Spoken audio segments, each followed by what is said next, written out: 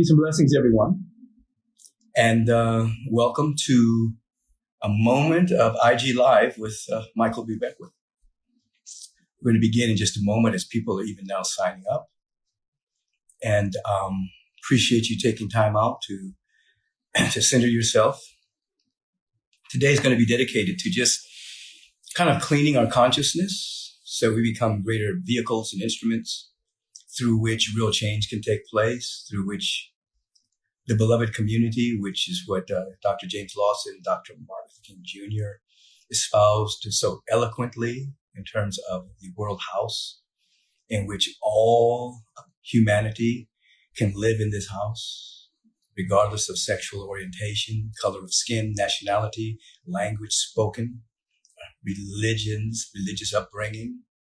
The beloved community is a kind and just global society, and the fabric of the beloved community has certain qualities in it that we want to begin to embody in our life at this particular time in human history, specifically, and in particular, because the tumult that's happening in our nation and in the world is fomenting such fear and worry and doubt and fretting and anxiety and anxiousness and fear of annihilation, that in order to combat those emotions, we have to transmute those thoughts and come to a higher order of our being.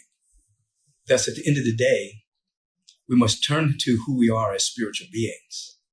We must turn to who we are as authenticity, our authentic nature, our real and eternal nature. Everything else is piecemeal. Everything else, you can't change the world through manipulation. You can't change the world through intimidation, provocation, seduction. The world is never changed by that kind of manipulation in the world, even though people try. Politicians try it, marketers try it. But ultimately, the world comes to the next stage of its unfoldment on the hearts and minds of individuals who are living from a higher order of being. So today, in the precious moments that we have together, this is going to be about reminding us what that quality is. And I'm going to do some readings in which we'll be able to contemplate the essence of these readings so that we take into the world that sacred quality that is the most powerful, potent energy on the planet. I still see people coming on to the IG Live. And so we'll begin in a moment. Well, we're already beginning. I just haven't gone to the readings yet. Always want to remind you that you're more than you think you are. You're not just the product of your past. You're not merely the product of hereditary patterns that you garnered from your family. You're not merely your interpretation of your past experiences. You're not your body. You're not your mind. You're not the possessions that you own.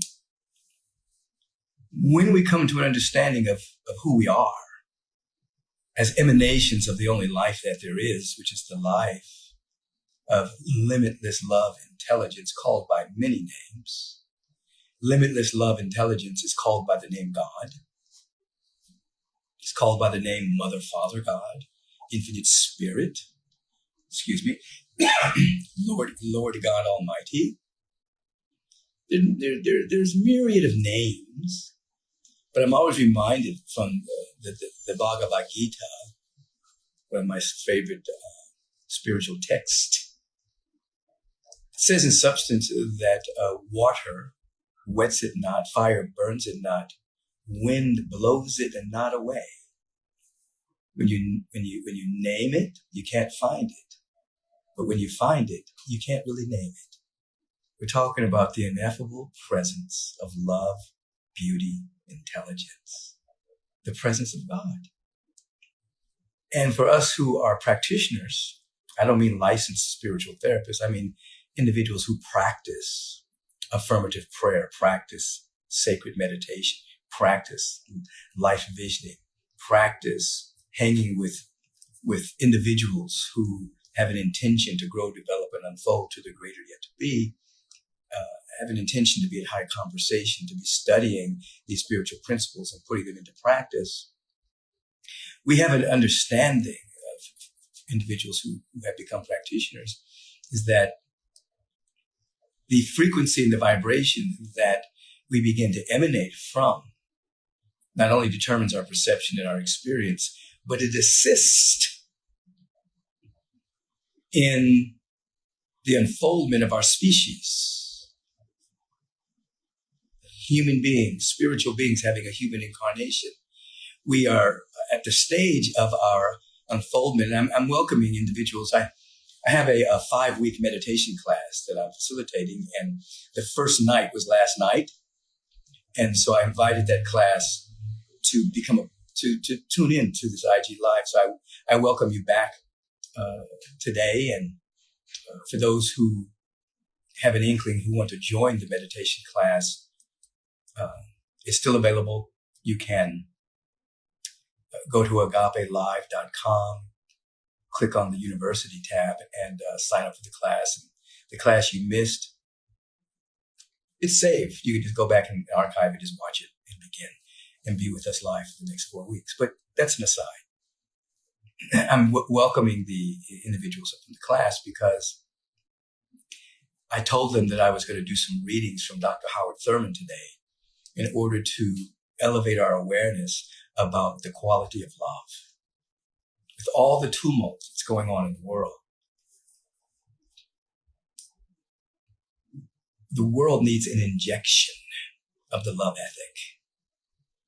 And individuals, it is difficult to be in fear or hate, anxiety, anxiousness, and to be in the frequency of love at the same time. Love is a high frequency. It's not a sweet, sentimental, romantic emotion. Love is the most powerful, potent presence that exists that we know of.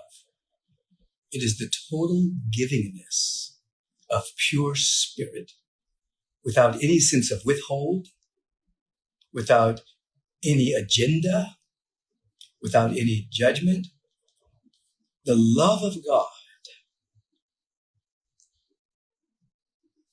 activates our deepest potential. This is why Dr. Thurman, I used to quote this a lot, and I helped build agape on this frequency. He described love as meeting a person, meeting them where they are, but treating them as though they were where they should be. Now that's compassion. That's a high form of love. To meet a person that might be in ignorance, that might be destructive, they might be self-destructive, but treating them or seeing them according to their potential. Now that's very difficult, particularly during times of volatility, during times where we see hate being spewed all across the land. We see racial superiority raising its head and being very emboldened. We see all manner of things. But nevertheless, as Nelson Mandela was a strong primary example of this, tortured and abused in jail for 27 years, not in the same location, but 27 years incarcerated. Once released, had the love ethic so imprinted upon his heart that the frequency of forgiveness is what he built the nation on. And we can cite many individuals. We can cite His Holiness the Dalai Lama, who had to escape from Tibet as the Chinese government and the onslaught of its soldiers were killing and raping nuns and destroying temples. And he escaped and found refuge in India, has no ill will towards the Chinese people. He understands it was the Chinese government that did the genocide, but still seeks to keep his heart open because he can't build the world, can't help build a kind of just global society with hate in his heart. We see the cohorts of Dr. Martin Luther King Jr. and Dr. King Jr. himself holding that space of agape, unconditional love in the midst of brutal beatings and jail time. And we're called upon that to hold that frequency. And so I'm going to read something and then we're going to contemplate it. I'm going to read two pieces. We're going to contemplate it together.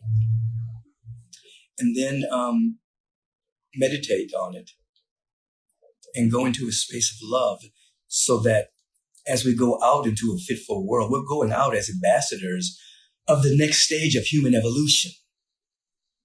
Let me speak a little bit about human evolution. It's really unfoldment where we are concerned. The difference between unfoldment and evolution is that unfoldment emerges from an idea that's already complete and always completing itself through its unfoldment. In other words, you take a small seed or an acorn, let's say, a little small acorn. Within that acorn is the energetic pattern and information of an oak tree. It's already there. And so when the acorn is placed in the proper condition, it unfolds, the oak tree unfolds. It dies to the acornness. And what emerges are roots and shoots that ultimately become an oak tree. It's an idea already complete, but it unfolds. There's a completed idea within us. Doesn't mean it's done in the sense that you get to a certain point and it's over. That completed idea is infinitude, infinite beings, eternal beings, always unfolding to reflect and to reveal the cosmos in a way that has never happened before, to reveal the face of divinity according to our unique pattern. Now, here's the difference between the acorn that becomes the oak tree and us. The acorn doesn't have the word no in it, doesn't have the word maybe, doesn't have the word might, doesn't have the word delay, denial, procrastination. You plant the acorn or any seed in the proper condition, it will unfold. We are made in the image and likeness of the infinite, which means we can think independent of circumstances, which means we have the capacity to choose. We have to choose to participate in the unfoldment. A tree doesn't have a choice.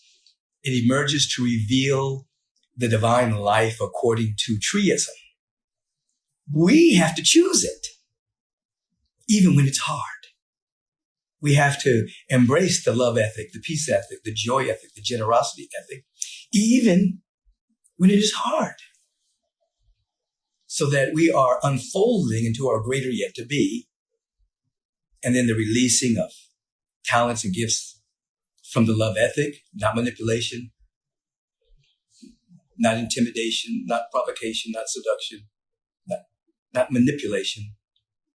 We unfold and become a vibrational siren, an invisible, inaudible frequency of the next stage of our unfoldment, you see, especially when it's hard.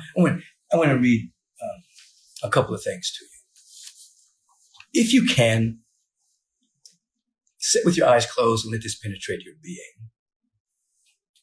These particular pieces, as the individuals that went through contemplative meditation with me last night in my class know, is from Dr. Howard Washington Thurman. Howard Thurman. I met Dr. Thurman. I met him when I was attending Morehouse College. I met him at other times too, but that was my first time meeting him. And I stayed in Thurman Hall for a period of time at Morehouse College. And he had traveled to India, where he met Mohandas K. Gandhi and got the seeds of nonviolence and brought it back to Dr. King and his cohorts. He was holding that space of a nonviolent revolution, a nonviolent movement to help change the course of history.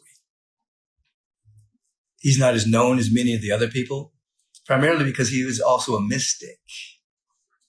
He could go deep into the eternal awareness of the presence of God, and what he wrote and what he shared and what he was about was very profound.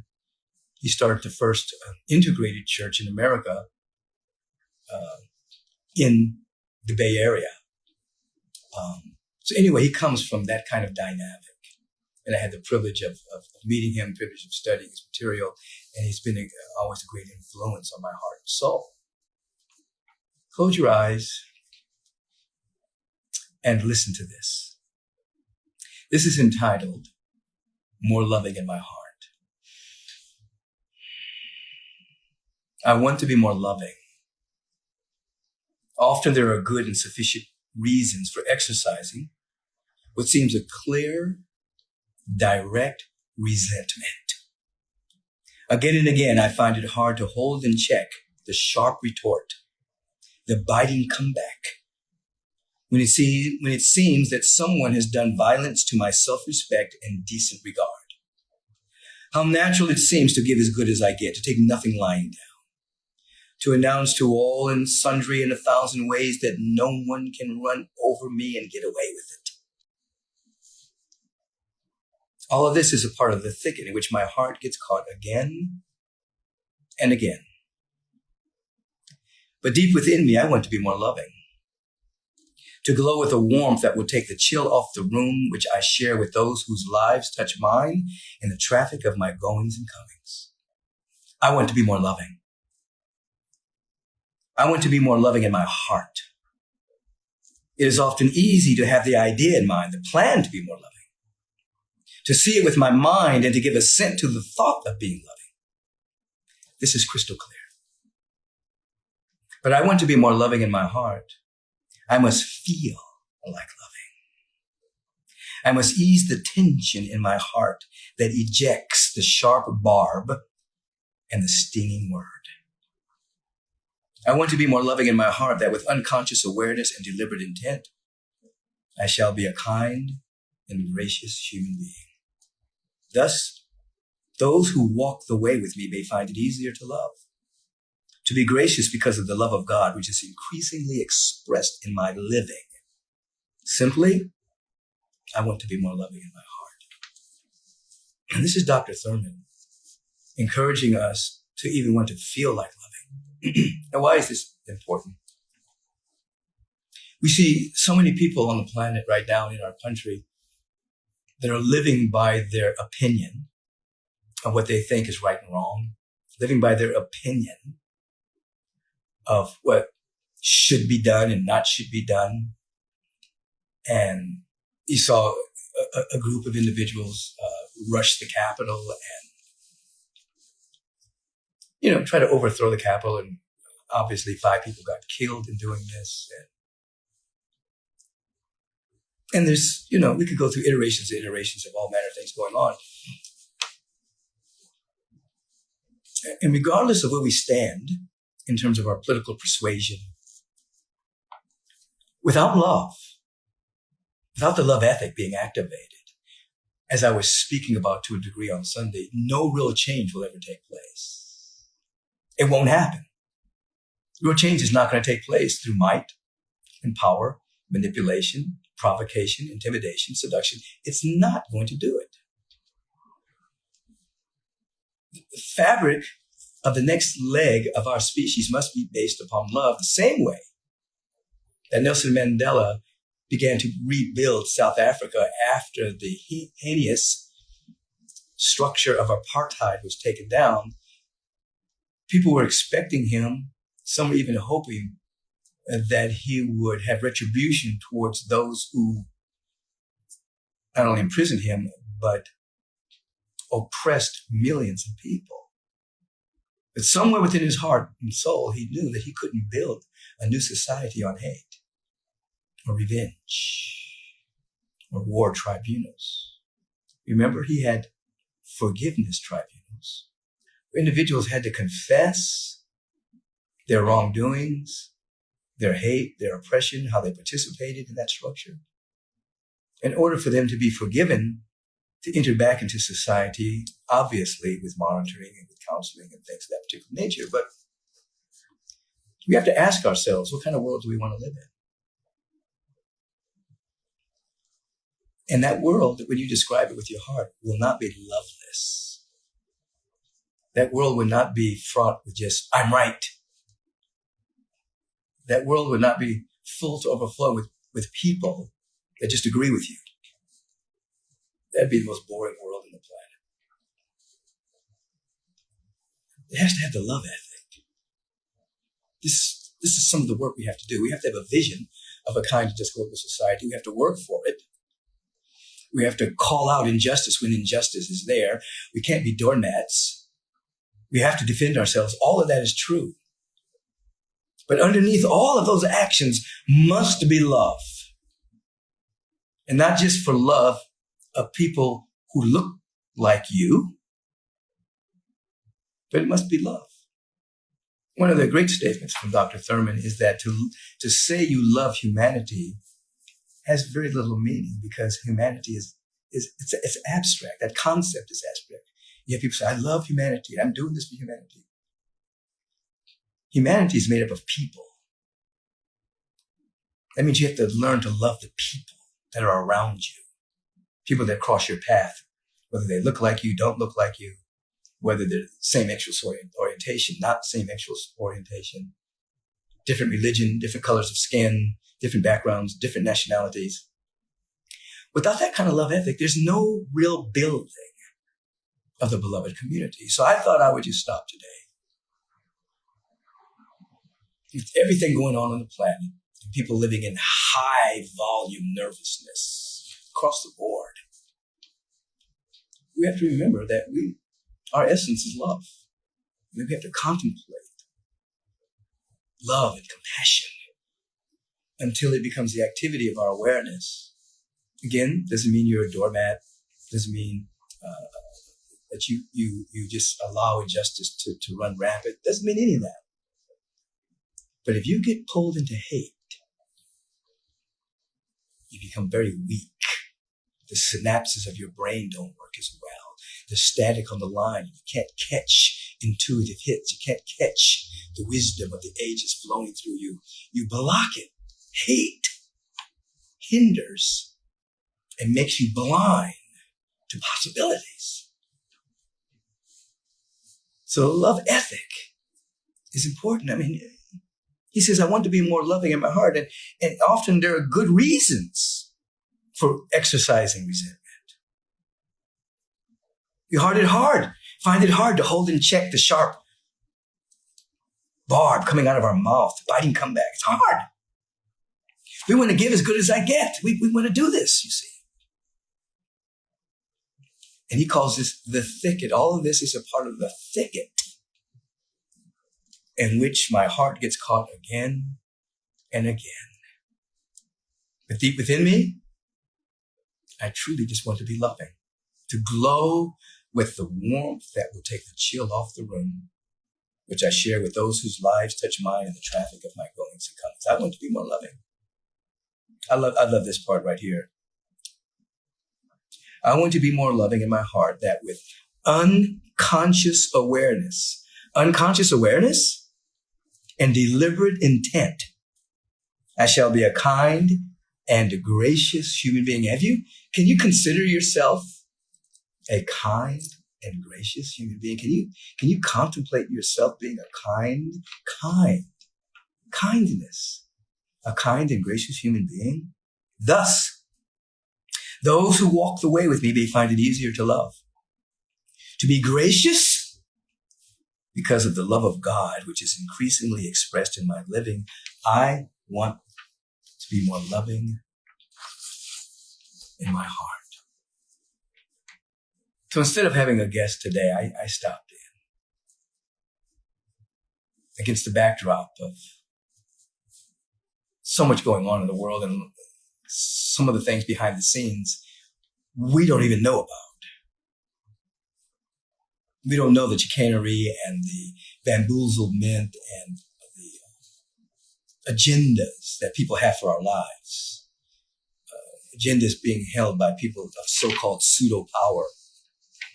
We don't know. We don't know who's playing the divide and conquer game, keeping people separated and hating each other so that other agendas can come into place. We don't know. At this stage of our evolution, we can't allow ourselves to be denigrated into hate, indifference. Whether you can't allow anyone to become so powerful in your life that they make you hate them. Of course, there are extreme cases where that kind of hate emerges, but ultimately, through the forgiveness process, one comes back to themselves. This is a very important moment in human history. Is the next iteration going to be built on hate, separation? Or is the next iteration going to be built on love and unity? Unity with the presence of God in our own hearts first, then unity within the God presence of each of us. So that humanity has a face. Humanity has so many different color faces, so many shapes and sizes, so many ethnic backgrounds, so many national origins. Humanity has all of that. So you can't say I love humanity if you don't embrace all of that. You see.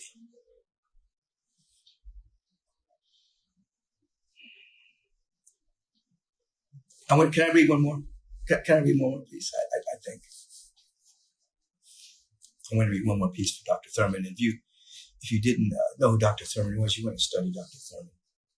And once again, we do not put into the back seat justice and working for justice. We don't put into the back seat calling out injustice when it's very blatant and obvious. We don't put into the back seat the fact that we have to deal with sexual trafficking in our world still, and sexual slavery. We don't put into the back seat the fact that, there's racism still alive and racial superiority still exists. We don't put that in the back seat, but we don't allow it to make us a hater.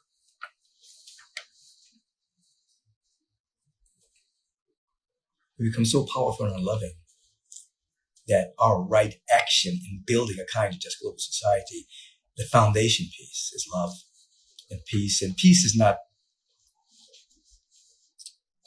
what's the word? Peace is not anemic. Peace is not, oh, I'm so peaceful. You can hurt me. You can do what you want. No, that's not peace. Peace is a quality. It's the dynamic. This is what peace is. Peace is the dynamic of harmonizing good. It's a quality that is expressed through us. So you can emanate peace in the midst of conflict, in the midst of struggle. It's a quality. Ultimately becomes a dynamic of peace of mind, embracing the love ethic. So you're actually building a world by becoming peace and by becoming love, even though you may have to do hard things. You may have to do hard things, you see. But you don't let anybody take you from your love ethic. This is one more piece, I think, that speaks to this. Again, Dr. Thurman, it's called Keep Open the Door of Thy Heart. Keep open the door of thy heart. If you can, stop, listen with your heart, eyes closed, and just feel that this hit you. You can feel Dr. Thurman through the ages speaking to us. Keep open the door of thy heart. It matters not how many doors are closed against thee. It's a wondrous discovery when there is disclosed to the mind the fact that there may not be a direct and responsible relation between two human beings that can determine their attitude toward each other. We're accustomed to thinking that one person's attitude towards another is a response to an attitude. The formula is very neat. Love begets love, hate begets hate, indifference begets indifference. Once Often, this is true. Again and again, we try to mete out to others what we experience at their hands. There is much to be said for the contagion of attitudes. There are moments in everyone's life when they try to give as good or as bad as they get. But this presupposes that the relation between human beings is somehow mechanical. As if each person is utterly and completely separated. This is far from the truth, even though it may seem to square with some of the facts of our experienced behavior. Listen to this. There's a profound ground of unity that is more pertinent and authentic than all the unilateral dimensions of our lives. This a person discovers when they are able to keep open the door of the heart. This is one's ultimate responsibility. And it is not dependent upon whether the heart of another is kept open for him or her. Here's the mystery. If sweeping through the door of my heart, there moves continually a genuine love for you. It bypasses all your hate and all your indifference and gets through to you at your center. You are powerless to do anything about it. You may keep alive in devious ways the fires of your bitter heart, but they cannot get through to me. Underneath the surface of all the tension, something else is at work.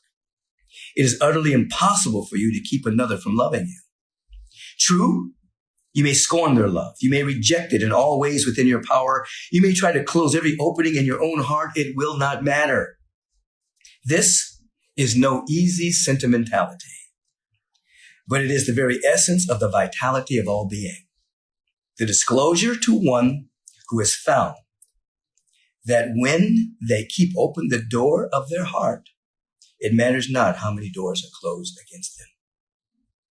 This is taken from Dr. Thurman's book, For the Inward Journey. Did you hear this? There's a profound ground of unity that passes between us. And though someone may hate you, you don't have to like that person. But if you go in and allow for the love of pure spirit to flow through you, where that person's concerned, ultimately it gets to them at their center. And they begin to wake up to the love ethic. Why? Because of the profound ground of unity. We're all one. Whether someone is ignorant of that truth, whether someone is a supremacist, whether someone is a hater, they're just living in ignorance of the profound ground of unity that passes between us all. We're all one in the spirit. And so if we live from the love ethic, again, this is not being a doormat. This is not being wistful and appeasing people. It's not none of that. There is a place for righteous indignation. But I'm talking when we're able to love at that level, then real change can take place. As we start to get to people at the core of their being without them even knowing it.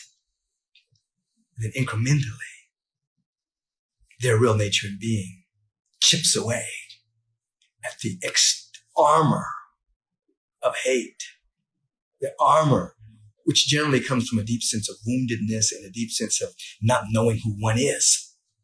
And so individuals act out because their ignorance of their soul faculty and their connection with God. But that profound ground of unity allows us to love for such a time as this. For such a time as this. And this is the time for lovers. This is the time for those who really love God, love humanity, and the people around them. This is our moment. All across the world, centers of coherence around love, meditating on the heart, meditating on peace, meditating on joy. That's not anemic. It's powerful.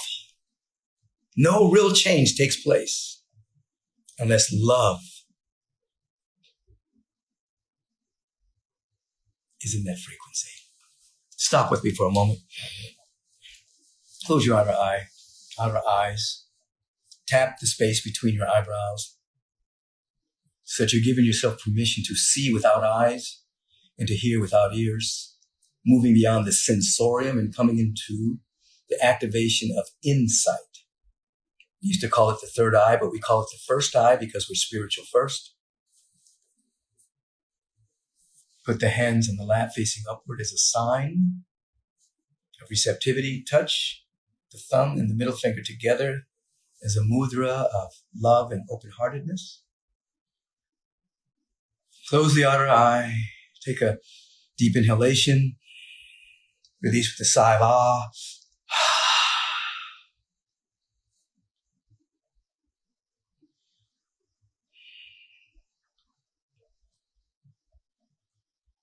And bring into your mind's eye, into your awareness, a moment in which you had an encounter with unconditional love, the love of God. It may have moved through the instrument called your grandparents, or your parents, or a friend, an associate, a lover, but someone just loved you for no reason whatsoever. And it doesn't matter what age you were, just bring it into your awareness. Strike the mystic chord of memory and remember this love. Remember, if it is difficult, you can't really find a memory, use your imagination and ask yourself, what would it feel like to be totally loved for no reason whatsoever? Now feel into the love. It's not anemic, it's powerful. It's a total givingness from the depth of your spirit. I'm going to invite you to, in just a second, I'm going to invite you to take a breath. I'm going to invite you to hold the breath at the apex. When you hear the clap of my hand, I want you to magnify and multiply this love feeling times 100. Breathe in. Suspend the breath. When you hear the clap of my hand, magnify it times 100 and release with the sound of ah.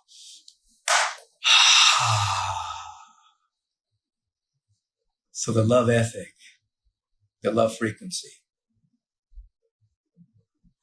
it's all around you. It's in you.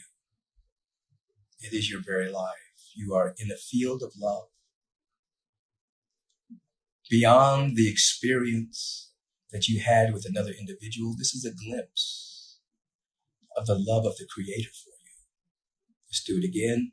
Inhale. Sustain the breath. Let your nervous system acclimate itself to love. When you hear the clap of my hand, multiply this times 1,000. Release.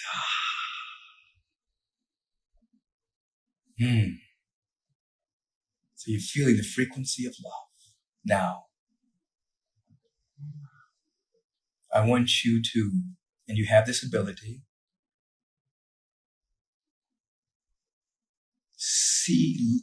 rise up and see yourself sitting in the chair. If you have to use your imagination, that's okay. If you can actually do this with me, do it. Just rise up and look at yourself. And as you're looking at yourself, the first thing I want you to do is to embrace yourself with love. Surround yourself with this magnification of the love of God all around you.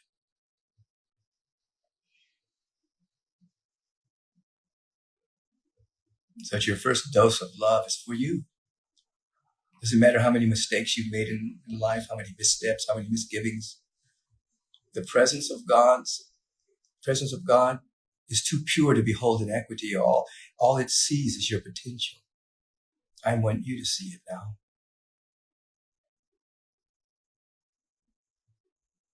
Fall in love with yourself. Just love yourself. Now expand your awareness again, and wherever it is that you are sitting, your room, if you're sitting in a room in a home or an apartment building or wherever, expand your awareness and see that home inside your field of awareness and saturate it with love. Keep expanding. See the neighborhood you're in. You're bigger than this neighborhood. You're infinite consciousness saturated with love.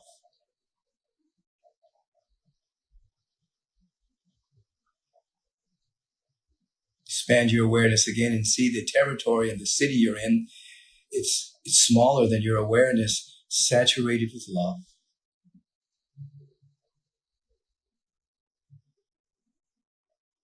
Expand your awareness and notice the state you're in. You have your territory, you have your city, you have your state, you have your neighborhood. Let the love just pour forth over your whole state. Keep expanding the very country in which your body is inhabiting right now, saturated with love.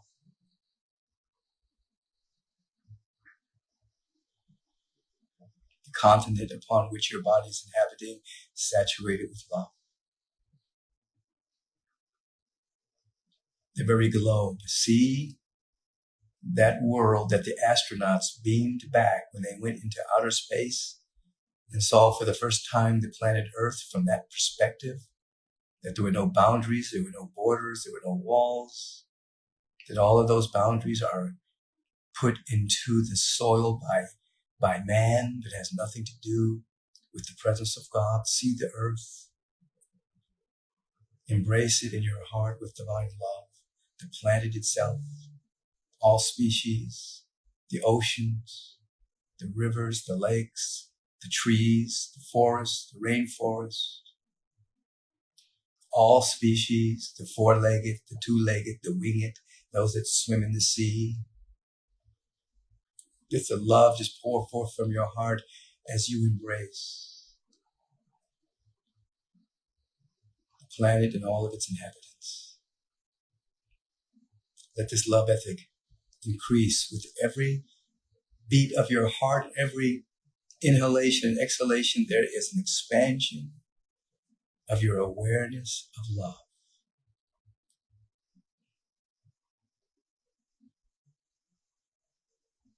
Let it include all beings on the planet, those you agree with, those you don't agree with. Come into alignment with your love factor within your own being. And though people may not like you, may not like the way you look, they cannot prevent this love from moving into their heart because of the profound unity that we're sharing on a spiritual realm. They may try to hate you because of the color of your skin, your sexual orientation, where you were born, the language you speak.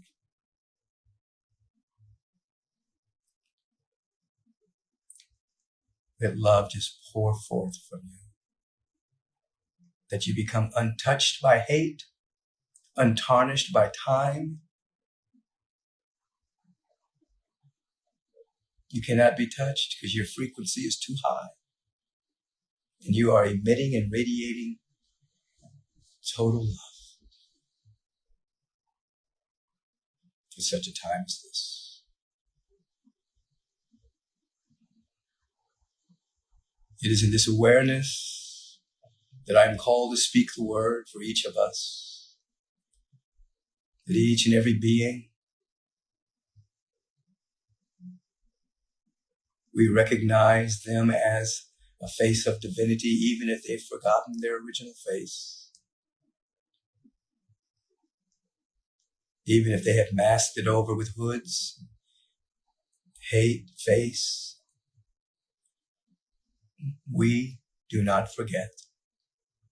We come into a state of gratitude that we're able to recognize the presence of God, feel so unified with the presence of God that the word that is being spoken is the word of God. That is not a man in the sky, but a presence that is never an absence, that operates with love and law. I speak the word for all of us now that we may be free today. Free to be more and ever less than our true self, and to anchor the beloved community in vision, in thought, in word, and in action. Through such a time as this, O Spirit Divine, we give thanks that we've been called out today to be vibrational clearinghouses for the worry and the anxiety and the woundedness and the fear and the hate that we see on our television screens,